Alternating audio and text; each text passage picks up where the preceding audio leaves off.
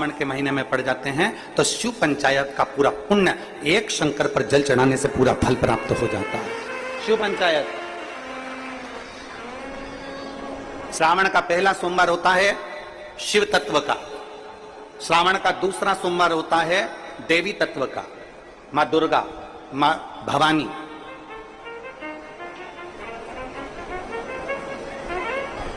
आप लोगों ने शिव पंचायत शिव महापुराण की कथा पहले बातची आप लोगों ने सुनी होगी, उसमें शिव पंचायत का वर्णन करा था। 5 देव,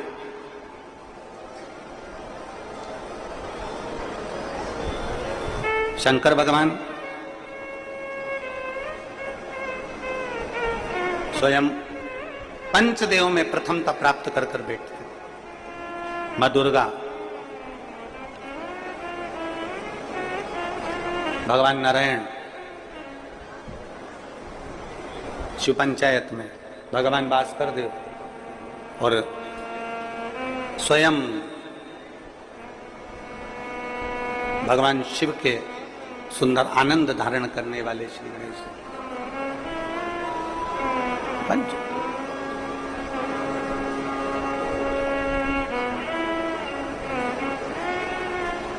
अब प्रथम में शिव, दुर्गा, नारायण, भास्कर देव, गणेश जी, ये सब भगवान शिव की पंचायत के अंतर्गत विराजमान होते हैं और ये 5 सोमवार का फल हमें प्रदान करते हैं। 5 सोमवार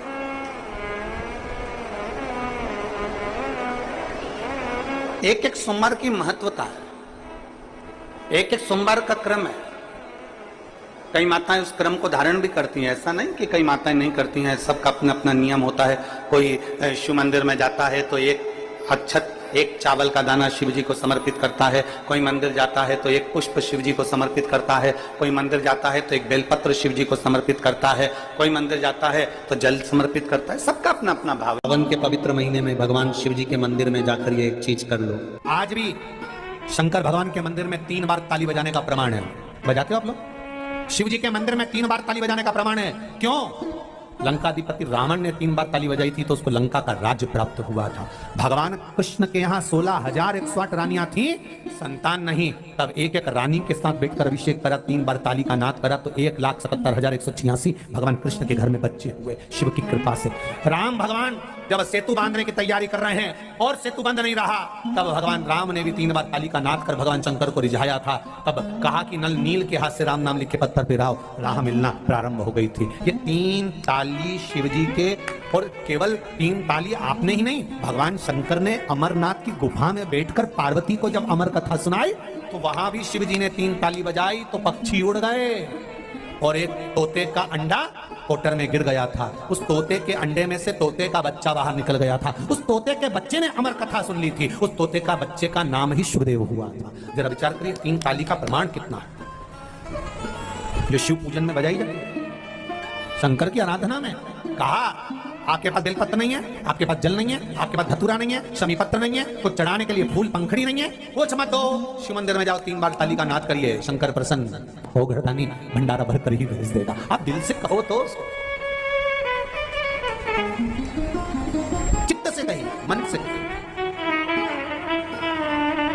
महाराज शृंगी ऋषि ने ताली का नाद करा, जल वृष्टि हुई। तुरंत रोम पद और वर्षणी ने विचार करा कि अपनी बेटी के लिए इससे अच्छा वर नहीं मिलेगा। बेटी शांता का विवाह शृंगी ऋषि के साथ कर दिया। गुरु जी को यह मालूम था कि बेटी का अपमान अवधपुरी में हुआ है, जिसके घर में गौ माता, बेटी और संत ब्राह्मण का अपमान होता है, उसका वंश नहीं बढ़ता। दशरथ जी के यहाँ का वंश इसलिए नहीं बढ़ रहा। क्या करना चाहिए? तो पुत्र कामेष्ठी यज्ञ करवाना चाहिए। क्या गुरुजी नहीं कर सकते थे? कर सकते थे, पर उन्होंने कहा पुत्र कामेष्ठी यज्ञ करवाने के लिए शृंगी ऋषि को बुलाओ। दशरथ जी ने पूछा ये शृंगी कौन? तो कहा बस ऋषि हैं, आप उनको बुलाइए। तो शृंगी ऋषि ने कहा कि यज्ञ तो करा दूंगा, पर शर्त एक है कि मैं जोड़े से इस यज्ञ में आना चाहता हूँ, क्योंकि जब तक शांता का चरण, बेटी का चरण खुद के मायके में वापिस नहीं पड़ता तब तक वंश नहीं बढ़ता, इसलिए मेरी पत्नी का आना जरूरी है। तो कहा मैं जोड़े से आना चाहता हूँ। आप जोड़े से? शांता शृंगी आए, यज्ञ करवाया, पुत्र कामेष्ठी, खीर 3 देवियों को दी। शांता का स्मरण हुआ, जो अंजना शिव की आराधना में लगी हुई हैं। जब आ रहे थे तब उनका स्मरण ध्यान में आया। जिस पात्र में सुमित्रा जी ने प्रसाद पाया था, उस पात्र को उठाकर फेंका गया। वो दोना फेंका, वही दोने का थोड़ा सा भाग शांता ने लिया, लेकर तुरंत एक स्थान पर रखकर शंकर की आराधना करी। शिव जी ने पवन देव को भेजा। पवन देव उस खीर प्रसाद को लेकर अंजना माता को दे देते हैं और अंजना माता का गर्भ ढेर गया। चैत्र का महीना था, सुंदर आनंद में पूर्णिमा चैत्र की, जिस समय पर श्री हनुमंत महाराज का प्रागट्य हुआ है, आनंद स्थापित हो, आनंद स्थापित।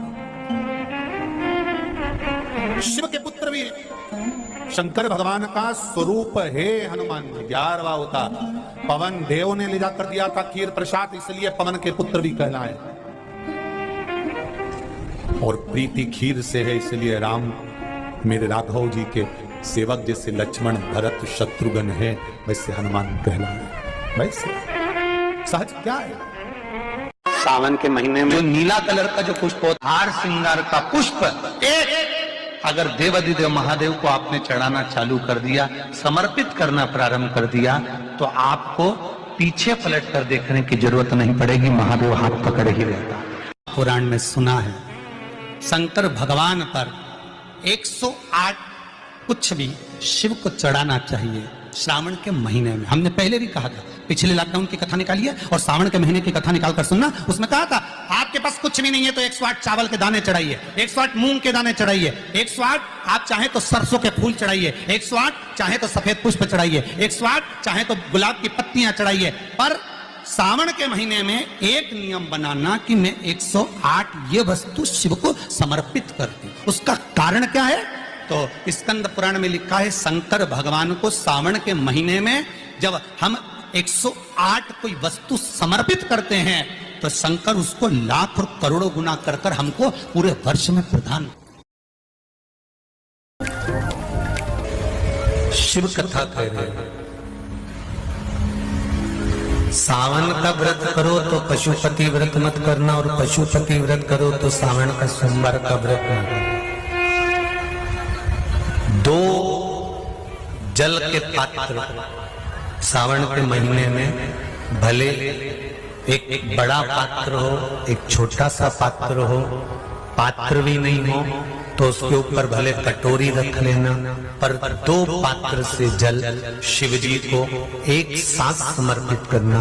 शंकर भगवान कहते हैं श्रावण के महीने में भार बढ़ जाता है, इसलिए पार्वती और गंगा ये दोनों संभालती हैं, इसलिए श्रावण के महीने में जल वृष्टि भी अपार होती है। बाकी के आषाढ़ में हुई, कुंवार में हुई, भादो में हुई कि नहीं हुई, पर श्रावण की जल वृष्टि की महत्वता ज्यादा। गंगा और पार्वती दोनों प्रबल होते, गंगा और पार्वती दोनों प्रबल। अब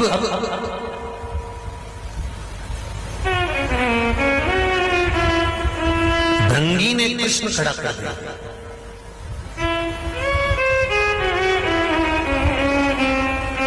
लिंग महापुराण, स्कंद पुराण और लिंग पुराण, स्कंद पुराण और लिंग पुराण का यह संबंध। भृंगी ने कृष्ण खड़ा कर दिया कि अगर गंगा और पार्वती दोनों ही आपके नजदीक रहती हैं तो क्या गंगा आपके मस्तक पर नहीं रहेगी? शंकर भगवान कहते हैं सुनो भृंगी, श्रावण के महीने में साधारण से साधारण व्यक्ति भी जब 2 पात्र लेकर शंकर को जल चढ़ाने के लिए आएगा तो एक पात्र का जल अपने आप गंगा जल बन जाएगा, अपने आप उसको गंगा जल ले जाने की भी जरूरत नहीं पड़ेगी। 2 पात्र का जल जब जाता है तो वो गंगा जल का ही स्वरूप हो जाता है।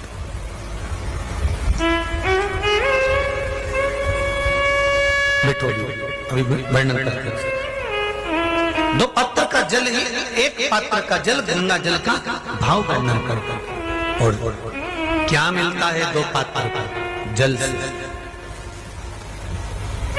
कोरोना महामारी में शिव महापुराण की कथा जो कुबेरेश्वर बाबा के धाम से चल रही थी, उसमें एक उपाय बताया था, ध्यान होगा कि जब व्यक्ति के जीवन में बहुत तकलीफ चालू हो जाती है, बीमारियां बहुत भारी पड़ गई थी, तो कहा था कि 5 बेलपत्र शिव जी पे चढ़ाकर एक हाथ में दूध एक हाथ में जल लेकर फिर बाबा को एक जैसी धार चढ़ाना। बोला था कि नहीं बोला? एक जैसी धार लगाने का बोला था। श्रावण के महीने में जब 2 धार का जल शंकर भगवान पर चलता है, और अगर 2 धार जल का दर्शन करना हो तो आपके मोबाइल में भी शंकर भगवान की फोटो निकालना, उसमें शंकर जी के 4 हाथ नजर आएंगे, 2 हाथ से शिव जी अपने ऊपर जल चढ़ा रहे हैं, 2 कलश उनके हाथ में है, उस चित्र का दर्शन करना, उस श्रावण के महीने का दर्शन करना। अगर वो दर्शन आपको कहीं ना मिले तो फिर गीता प्रेस गोरखपुर की शिव महापुराण में या लिंग पुराण में या स्कंद पुराण में दर्शन कर सकते हो, या देवी भागवत में भी कर सकते हो। 2 धार का जल, यदि हमारे व्यापार में तकलीफ आ रही है, कहीं उन्नति की सीढ़ी पर चढ़ने में तकलीफ आ रही है, या कहीं हम हमारे कार्य के प्रति काम अटक रहा है, यदि काम अटक रहा है, हमें और सरल भाषा में समझ लो, और सरल में समझो। जब मालूम पड़े कि कहीं कचरा अड़ गया, ठीक है, तो चतुर लोग क्या करते हैं, जो चतुर माताएं होती हैं, बुजुर्ग होते हैं, वो क्या करते हैं, जम के एक बाल्टी पानी डाल दे। बोले कि नहीं बोले?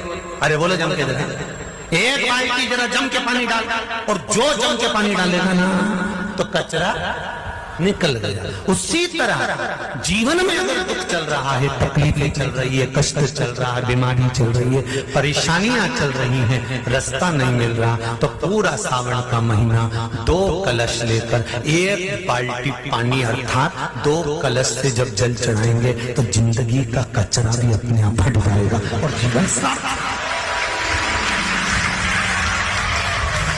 ये कावड़ की महत्वता, दुनिया के लोग क्यों कावड़ लेकर जाते हैं? कावड़ ले जाने का मतलब, आज भी लोगों के फोन से, कोई छावर से, कोई आष्टा से, कोई सुजालपुर से, कोई कहीं से, हम गुरुजी हम महिलाएं कावड़ लेके आ जाए। हमने कहा इतनी दूर से, कहाँ दूर से कावड़ लेकर आ रही हो? यहीं की यहीं भर लीजिए, यहीं की चला दीजिए। कहाँ दूर से? नहीं, हम तो ढोल भी लाएंगे, नहीं हम तो डीजा भी लाएंगे, ना हम भेंट भी लाएंगे, तो मना नहीं, पर चित्त वृत्ति में क्यों कावड़ चढ़ाई जाती है, क्यों कावड़ का जल चढ़ाया जाता है, क्यों कावड़ को लाकर शंकर भगवान को समर्पित करी जाती है? उसका कारण क्या है कि हमारी जिंदगी में अगर कोई कचरा आ गया है तो बाबा उसको निकाल दे, उसको समाप्त कर। हम डंडा उठा के चले या कावड़ बांध कर चले तो वो 2 पात्र का जल भी हमारे लिए कावड़ का ही काम करेगा। कावड़ का शिव महापुराण की कथा कहती है 5 चीजें शंकर भगवान पर चढ़ती है। दूध अर्थात घर में लक्ष्मी की वृद्धि करता है, इसलिए चढ़ाया जाता है। दही शंकर भगवान पर इसलिए चढ़ाते हैं क्योंकि यह परिवार को जोड़ता है। जिसके परिवार में क्लेश ज्यादा होता है, जिसके परिवार में आपस में तकरार ज्यादा होता है, उसको दही जोड़ता है।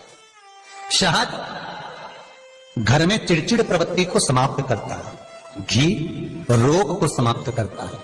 शक्कर मिष्ठान घर में यदि लक्ष्मी आकर जा रही हो तो मिष्ठान समर्पित किया जाता है, इसलिए पंचामृत स्नान का भाव शिव महापुराण कहती है। इसलिए 5 चीजें शंकर को समर्पित हैं।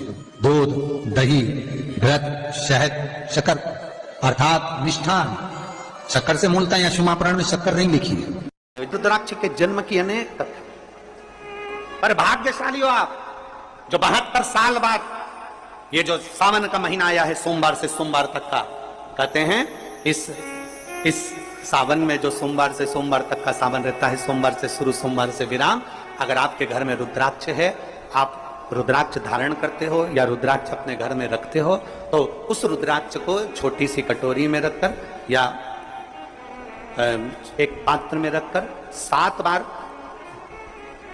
किसी भी अमावस पर, सावन में जो अमावस्या पड़ती है, ये सोमवार से सोमवार वाली सावन, इसके बाद वाले सावन का वर्णन नहीं कर रहा, हम इस सावन की बात कर रहे हैं। या तो अमावस, पूर्णिमा, त्रयोदशी, चतुर्दशी या प्रदोष, शिवरात्रि, अष्टमी, ये ऐसी तिथियां हैं जो सोमवार से सोमवार तक का जो सावन होता है, इस सावन में कटोरी में रखकर, प्लेट में रखकर, थाली में रखकर 7 बार अपने घर में अगर रुद्राक्ष तो उसको बलवान बनाने के लिए इसी सावन के महीने में 7 बार तो जल, 5 बार दूध गौ माता का और 2 बार गाय का घी उस रुद्राक्ष पर लेपित करना चाहिए। और फिर उस रुद्राक्ष को धूप बत्ती हो या घर में गूगल की धूप हो, वो धूप बत्ती से उस रुद्राक्ष को सिद्ध कर लेना चाहिए।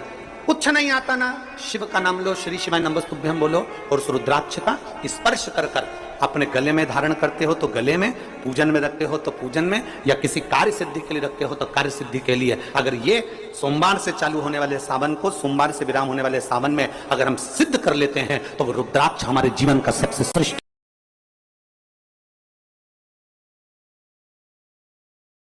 Looking to catch the next